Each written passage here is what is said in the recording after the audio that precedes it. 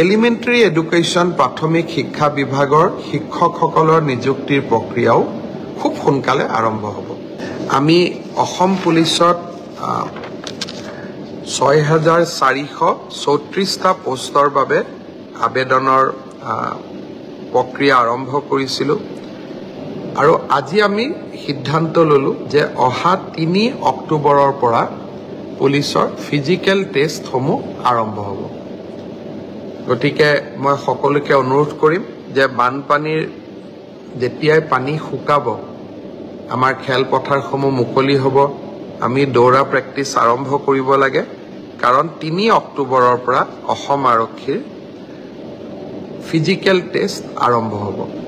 মোৰ লক্ষ্য হৈছে যে ফিজিকেল টেষ্ট, ৰিটেন আৰু ভাইভা তিনিওটা প্ৰক্ৰিয়া সম্পূৰ্ণ কৰি এই বিত্তীয় বৰ্ষতে আমি যাতে এই ৬,৪৩৪টা পদ ভৰ্তি কৰিব পাৰোঁ, এটা সুন্দৰ নিযুক্তি প্ৰক্ৰিয়াৰ মাজেৰে ল'ৰা ছোৱালীক নিযুক্তি দিব পাৰোঁ আৰু তাৰ লগে লগে ২০২৫ চনৰ বাবে আকৌ এবাৰ নিযুক্তি প্ৰক্ৰিয়া আমি যাতে আৰম্ভ কৰিব পাৰোঁ।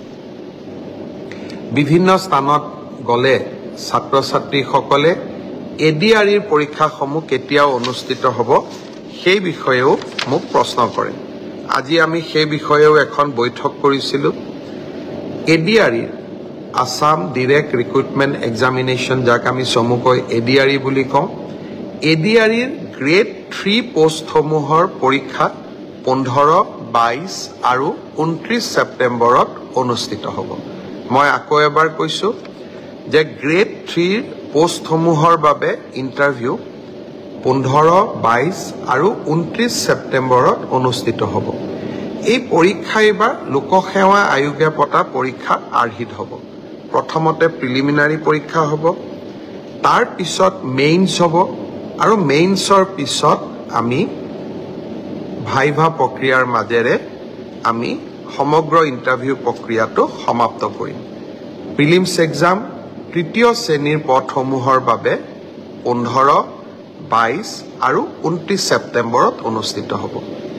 আজি আমি জুলাই মাহত আছোঁ। মই আশা কৰিম যে আমাৰ শিক্ষাৰ্থীসকলে, চাকৰি প্ৰাৰ্থীসকলে যাতে পঢ়া শুনা আৰম্ভ কৰে।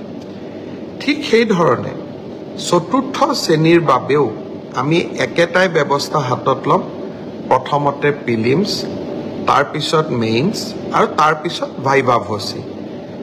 গ্ৰেড 4 বা চতুৰ্থ শ্ৰেণীৰ পদৰো প্ৰিলিমছ 20 আৰু 27 অক্টোবৰত অনুষ্ঠিত হ'ব। আমাৰ গ্ৰেড 3ত প্ৰায় 7,500 পোষ্ট আছে আৰু গ্ৰেড 4ত প্ৰায় 4,500 বা আৰু অলপ 100-200 বেছি, ইমানখিনি আমাৰ পোষ্ট খালী হৈ আছে। এটা স্বচ্ছ নিযুক্তি প্ৰক্ৰিয়াৰ মাজেৰে আমি এই পদখিনি পূৰণ কৰিম। এলিমেন্টাৰী এডুকেশ্যন প্ৰাথমিক শিক্ষা বিভাগৰ শিক্ষকসকলৰ নিযুক্তিৰ প্ৰক্ৰিয়াও খুব সোনকালে আৰম্ভ হ'ব।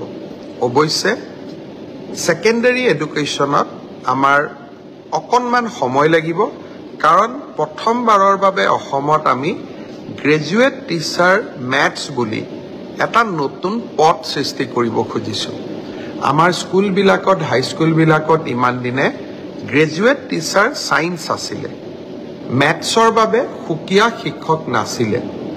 যোৱা কালি শিক্ষা বিভাগৰ লগত মই বহু দেৰি বহিছিলোঁ আৰু আমি এটা সিদ্ধান্ত লৈছোঁ যে আমাৰ হাইস্কুলবিলাকত গ্ৰেজুৱেট টিচাৰ মেথছ বুলি এটা সুকীয়া পদ হ'ব লাগে, যাতে গণিতৰ ওপৰত আমি একোজন শিক্ষক নিযুক্তি দিব পাৰোঁ।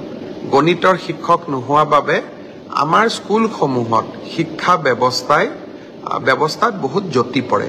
শিক্ষা বিভাগে কেইবা হাজাৰো, বিশেষকৈ প্ৰথম অৱস্থাত প্ৰায় 2000 গণিত শিক্ষকৰ পদ সৃষ্টি কৰিব লাগিব। সেয়েহে মাধ্যমিক শিক্ষকৰ নিযুক্তি প্ৰক্ৰিয়াটো এমাহ বা 2 মাহ পিছত আমি আৰম্ভ কৰিম।